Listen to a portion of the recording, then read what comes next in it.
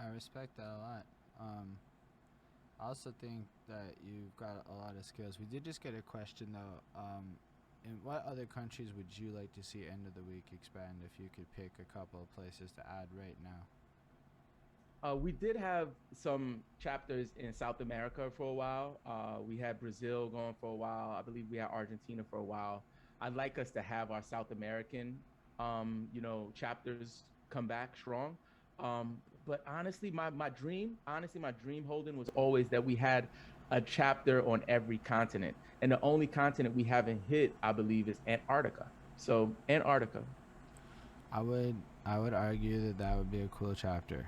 That would be. It'll be tough. It might be a cruise. It might be a cruise challenge. It might, but I think if we're gonna create the bucket list for what I would like to see for the dub, my wildest dreams have been fulfilled in terms of what I imagined for us. I thought that maybe we'll do a couple of chapters in Europe. I never would have expected it to grow as fast as it did, and now eventually 21 years later to have touched as many people and been on many different soils and continents that we've been on. But if I had to pick, it would be Antarctica. I respect that. I would go to that show. That would be one of those shows you'd be surprised maybe, but I mean, that sounds like history that people would talk about for history. History. Like that time, those people went to Antarctica to do an MC Yeah, yeah, yeah, challenge. yeah. Oh, for sure. It would That's be that like, kind of deal. that's like an expensive ass fucking ordeal. That's probably like Yes. a 100K a person type thing. Oh yeah, we could probably, do it like a fundraiser or something. I'm sure that could be a real Elon Musk type event. That would be amazing. Yeah, people are also feeling the Antarctica idea. How do you get into TikTok coaching? And because just to like touch on some of what you're up to like now to like jump ahead because I know we don't have a lot of time left. Yeah, yeah. And because we started late too, Holden, if we need to go an extra 10 or 15, I'm fine with that, just to I put mean, it out there. I'm gonna take whatever I can get from you because your story is fascinating and your Yeah, yeah. insight's powerful. Yeah, yeah, yeah. No, that's a great question.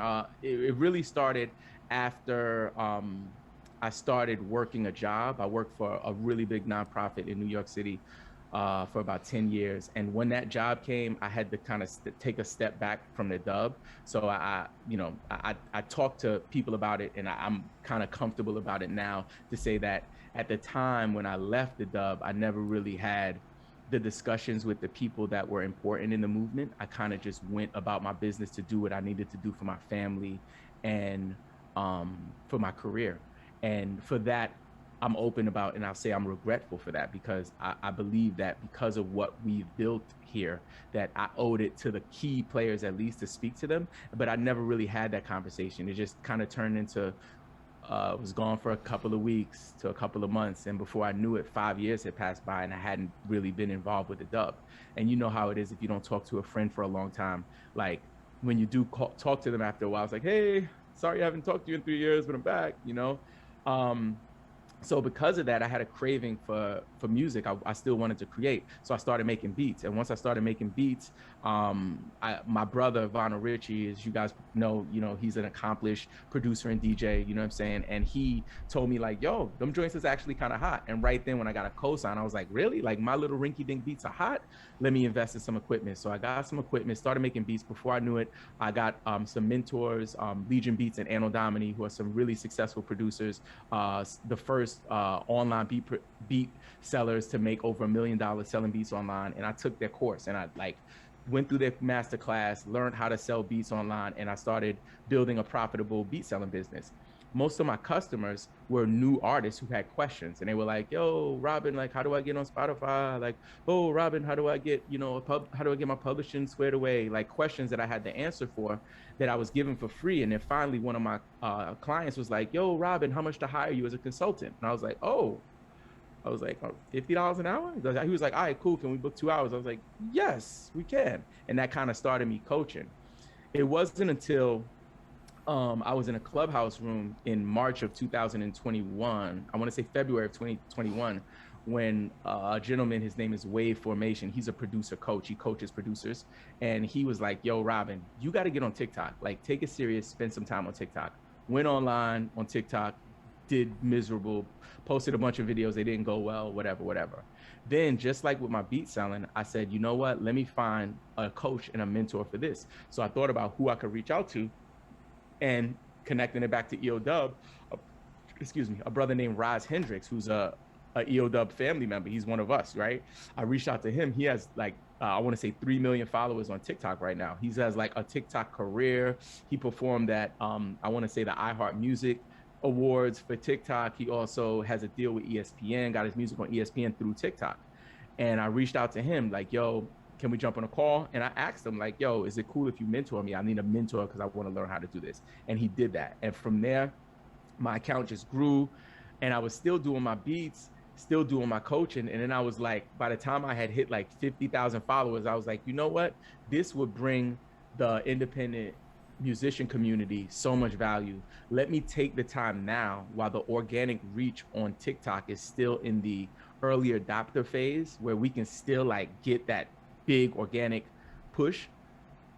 Let me focus on just this thing right now, because I had for many years doing my beats, done a bunch of things good, but I hadn't really done one thing excellent. I was selling beats and coaching. I was doing beat packs and exclusive beats, you know, doing interactive beat sessions with artists, but also doing email marketing, all of these different things. But I wasn't nailed down on one thing. When TikTok came, it was like, let me just press pause on everything else and give this 100%. And I believe it's one of, if not the best decision that I made for my business, you know what I'm saying, for Robbin Markx, the business, and the you know, the brand. That's incredible. I have a lot of trouble liking TikTok as a creator.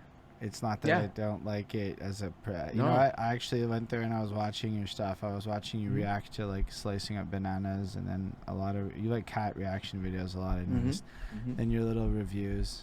I was like, say where the music reviews. You can do a review and say one sentence. And I'm like, I didn't know that you were a lot. Like, bro, I make 90-minute album reviews, okay? And I'm But you know what, too? Holden, those are, every one of the music reviews are sponsored posts. So every one of those is an artist saying, hey, I want you to promote my album and do your music review. Here's a certain amount of money.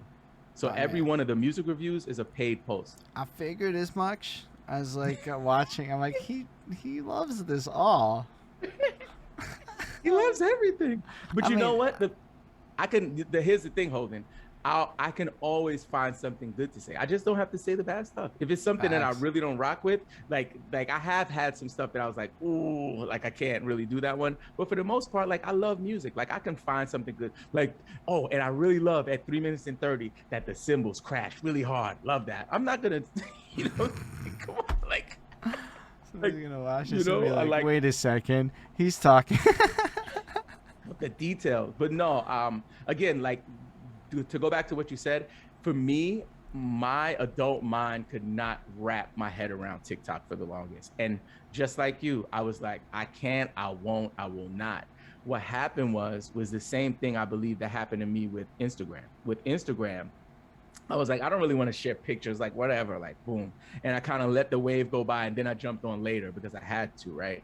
And with TikTok, because of the environment that I'm in with a lot of, you know, digital marketing people and entrepreneurs, it's like, you have to pay attention to everything, right? Like don't miss a wave. So for me, I was just kind of taking a leap of faith with some guidance from my mentor, and it led to me realizing the potential. So not just the potential in terms of like viral explosion of growing a fan base for an artist, but also the little secondary revenue streams that can be created from TikTok. Like their creator fund, like literally will pay you for creating content. You know what I'm saying? Like money is accumulating right now in an account that when I'm ready to withdraw it, I can withdraw it based on how many views my videos get and stuff like that. And then there's the paid sponsorship to approach it as an influencer. And for many years, like influencer had a nasty, you know, connotation for me. I was like, ooh, like I can never do that. Like, why do people even say that? But then going into this arena and realizing like record companies and businesses are using influencer marketing to market their products. Like that is the jam. Like that's where it is. So if you can build an audience and at the same time also create additional revenue streams, then it's adding to the health of your business. And that's one of the reasons why I'm preaching and standing on the hilltop telling musicians specifically to start on TikTok. So here's my problem, my biggest problem with TikTok. So if I can ask for a piece of free advice. I am addicted to long form fucking content. It's the Yep. easiest shit. The editing is nothing. And as a person who doesn't like video editing a lot and who doesn't really know how to think small content, what is the best way to approach actually creating TikToks? Because, like, Yep. I don't know how to think 15 seconds. Yep.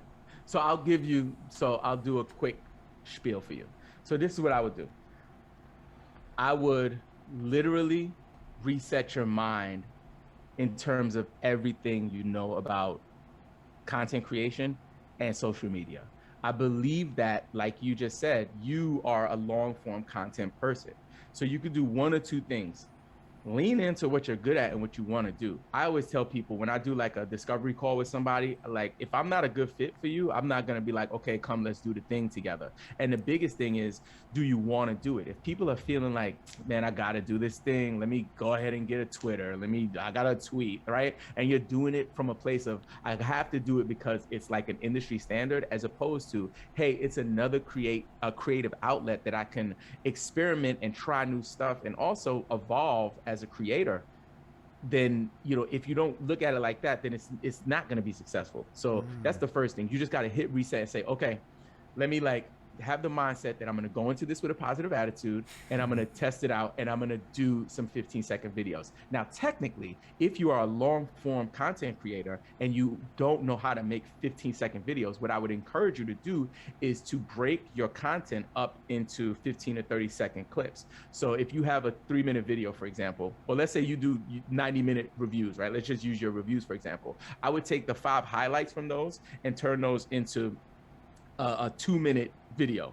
From that 2-minute video, I would just record them in 15 to 30-second clips and just make sure you end every video, which is probably arguably the most important part of creating TikToks, is include some call to action at the end of your video. So yours would be, and that's why the record stinks, follow for part 2. And then you go to the next one. And that's why it stinks some more, follow for part 3. You know, if you're liking this, get ready for part 4 and just keep leading them. By the time you've done it, you had a series of 8 videos. So that's the way a long form content creator will be able to adjust to the TikTok landscape. I see what you're saying, but that call to action thing at the end is interesting still, because you do it in all your videos. Hit the plus in the link in bio. Hit the plus link in bio. Hit the everything. And you could change it too, you know what I'm saying? There's different ways to say it. I just always teach that what you want to do is grow your audience. So your call to action right now, unless you're releasing a specific product or a project, is for people to follow you. Bro, I love this. This is super interesting. I mean, I have dibbled and dabbled in the talk. Don't get me wrong. But you've done some talking. Well, Matt, because what I realized is me and the homeboys can do some corny shit, like rap at each other in like short videos and tag each other, and I'm slowly like integrating into that world a bit. It's often a memory I don't remember to TikTok is more the issue, which is habits and scheduling and shit. But when I realized the potential of like, maybe not the standard music TikTok grind with regards to rapping on industry beats, but like on a very local front, if you and like 15 rappers just start rapping at each other like y'all are already famous, that kind of shit can create mystique. You're constantly tagging each other, which forces at least a few little algorithm signals and shit, and then you kind of do well together. It's like taking the concept of a YouTuber house and bringing it to TikTok. Well said. Really, really well said. I love that. Yeah. And if you need help, Holden, like I always take care of my people. Just like reach out to me. I'm around. And actually, I just started about, I want to say a week ago, a new Facebook group. And, you know, it's called TikTok for Musicians. And a young lady named Dano, who was running the group before, reached out to me and she was like, yo, Robbin, I got this group of musicians. Do you want the group? Because I'm not giving them what they need and I believe you can do it. I was like, okay. Took the group. We got like, since I took over, like 70 new people joined, you know what I'm saying, in a week. And it's growing really fast. And it's really all about building a community around TikTok. So I'll love to have you stop by. Yeah, I definitely saw that. I found your Linktree thing or whatever one you use. Find your Facebook. I looked at it because my big question is, where are people from? So you got to do a little stalking there. But no, definitely check Yeah. out the group. I think you clearly know what you're doing. Like I remember I saw the TikTok where you're like, Robbin, how did you get 2 million? How does it feel getting 1 million videos things? And you're just like, oh, I don't know. You know what it is. I was You're hilarious. talking about the press Yeah. conference videos. I like those. And all of that vibe. And it's like, I mean, it's one thing to like say it from the perspective of somebody, I guess, who has like, 10,000 followers, which you can, I don't know, you have 100K, but you're also hitting like 25K regular views type thing. I'm like, oh, say word. That's Yeah. not bad at all.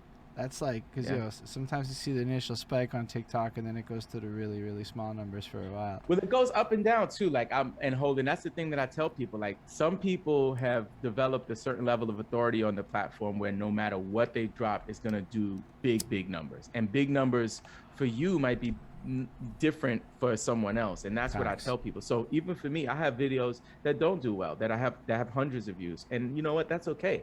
And I think that some people do look at it like that. They're like, oh, he has so many thousand followers, but he only has this many views. I'm like, is that what you're spending time doing? I totally took it from like you were doing well with those views. I didn't take it the other way. I'm like, no. I'm just saying though, but look, especially for my students, I have people in my group, my community members, who like are really fixated on that. And I know that the performance of a video is really important, but we're gonna have videos that win and we're gonna have videos that lose. And I think that it's just like basketball. Like if you miss a shot, you can't be like, God, like they're gonna see that I missed a shot. Like no, like you missed a shot, go take another shot. And that's what you got to do on TikTok.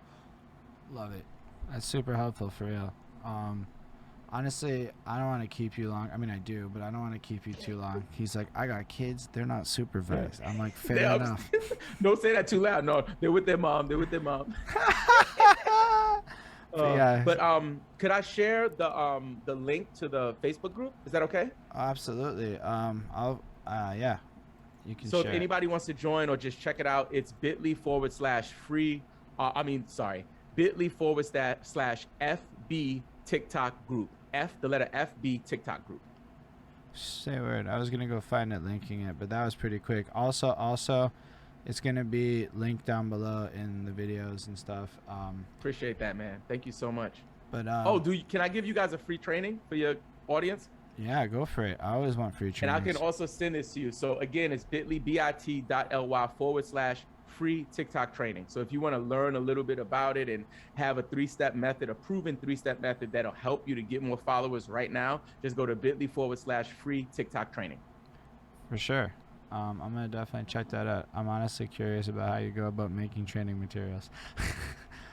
Check it out. But I'm going to, and it's cool that you do this. Like a lot of people don't take the time to learn that side of things, right? Mm-hmm. And I feel like the fact that you bring that to the table is just hugely valuable to everybody in music who encounters you. Thank you, man.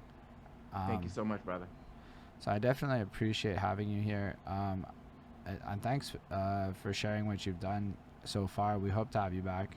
And thanks to I'd love to come back. I'd love to have Flacko here when we come back. I'm sure it'll be a different kind of vibe, but I'm really glad we got to connect. Because Flacco would have just cut this off and directed it, and he'd be like, no, we need to delve into this story that I know about that he's going to talk about. And I'm like, fair enough. I don't know any of that shit.